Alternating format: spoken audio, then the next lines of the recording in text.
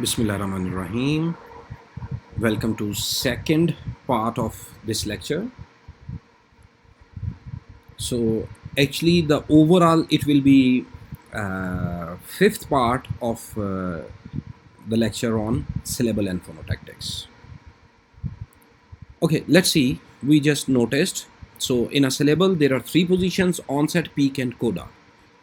Okay, so onset is any number of consonants before the vowel, and after the peak or vowel, any number of consonants, if they come, we call them coda. So in English, maximum onset is 3 and maximum coda is 4. 4 consonants can come together, right? I'll give you examples, don't worry. So this was, we were defining and giving examples phonetically of syllable. Now let's see phonologically. How do we define phonologically? A syllable is a unit that involves possible combinations of English phonemes. Now, because phonology is language specific. The particular rules that operate with one or any particular language, we deal with them in phonology, right? So now what kind of phonological patterns are possible within each language? Now in this example, English language. And on the basis of this, we can define syllable, right? So let's see.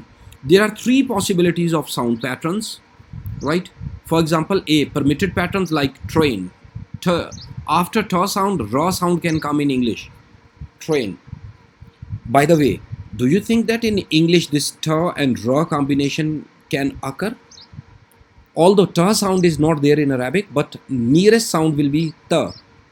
Even if it is ta, after ta, ra sound can come, like if it is like tarbiyat, tarbiyat. I suppose it does not come because there is a short intervening vowel between ta and ra sound in Arabic. At least what my ear training tells me, there is a short vowel inserted between ta and ra in Arabic. But in English, this is perfectly fine. Okay, just forget about my observation on Arabic. Maybe I'm not, maybe my ear training did not tell me correct. But still, at least in English, ta and ra sound, they can come together. This is perfect English combination, and train word is one of the example, right? Impossible pattern, ra and ta. Ra comes before ta. In English, this is an impossible pattern. Maybe in Russian, maybe in Spanish, maybe in German or any other language. Maybe this may be a permitted pattern, but at least in English, this is impossible pattern. That such pattern do not come. Ra does not come before ta without intervening vowel, like rat, in which ra is coming before vowel sound a, rat. But this one is ra ta coming together. This is an impossible pattern. Okay, so the possible but non-existent. Okay, then there are certain patterns which are possible, but actually they are not there in English, like trim. Ta-ra pattern is possible, but the word trim is, there is no such word trim in English. You can recall to your mind, I gave you another example like blamp. This is a possible pattern in English, but there is no such word in English as blamp, right? B-L-A-M-P. This is a possible pattern, but such word does not exist in English right now. Maybe after 20 years, 50 years, maybe after 100 years, this word may appear in English. But this word would never appear in English even after 100 years, right? You got the idea of possible but non-existent. Non-existent means they are not available in English right now. But after some time, maybe after 50 years, after 100 years, maybe such words may appear, like trim. They can appear in English because they follow the pattern ta-ra, which is permissible in English. Okay, so these are three possibilities of sound patterns. One, permitted patterns of any language. Second, impossible patterns because they will never occur in English. And third, possibility is there, but right now they are not available, but after some time they may appear. The distribution of sounds in sound patterns is not arbitrary. Arbitrary means without any rules, without following any rules. So this distribution of sounds into these sound patterns, it is fixed. It follows certain fixed patterns.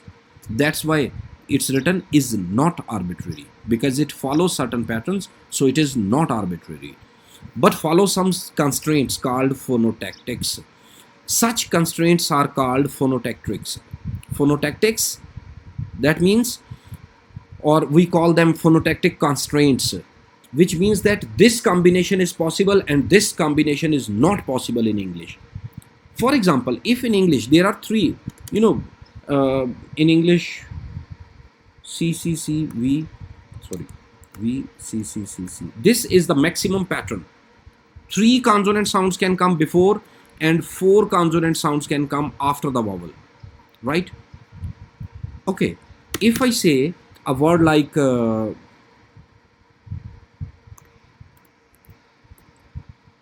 what is this word? Stream. How many consonants are coming before the vowel? This is vowel sound. How many come? Sa, ta and ra. It means C, C, C. 3 can come. And afterwards 4 can come, but in this word there is only one C. This is no problem. This is an English word, stream. S-T-R-E-A-M, stream. The same word I wrote in phonetic transcription. Three sounds can come before a vowel in English. But I am sure in Arabic 3 cannot come. In Arabic, most probably only 1 consonant sound comes, if I am not mistaken. Urdu, at least in Urdu, I can tell you with full confidence that in Urdu only 1 consonant sound can come before a vowel. This onset can be maximum 1. That's why Urdu speakers find it difficult to say school. I mean, those who have exposure in English. But if I talk about my own mother, my father, or the older people, those who have almost no exposure of English, they find it difficult to say school. Rather, they would say school, in which sa and ka there will be a short vowel inserted between. Like they will pronounce like school, school, like. Or they would tend to present one vowel sound before sa, like a school. With if there comes one vowel sound, then there is no problem, because at coda position in Urdu 2 consonant sounds can come. So when they say a school, it means first vowel they start with vowel, so that sa and ka sound become coda. Just check it for yourself whether in Arabic it's same or not. So the thing, why did I write this? I just wanted to let you see stream sa. If there are 3 consonant sounds before a vowel, always first one must be sa sound. You can't find any other word in English where 3 consonants are occurring at onset position and the first one is not sa. Always first one will be sa if there are 3 at onset. 3 consonants at onset. Isn't it interesting? Do check it.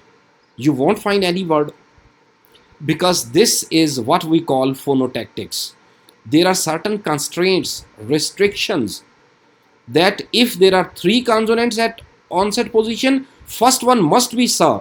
Second one, yes, there is a range. Third one, yes, there is a range. But first one is only sa. This is what we call phonotactic constraints. Okay, I hope you got it. So I just delete it because I don't want to place it here.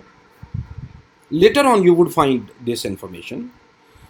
Okay, so this is what we mean by phonotactic constraints. So phonotactics is a set of constraints on permissible combination of sounds in a language.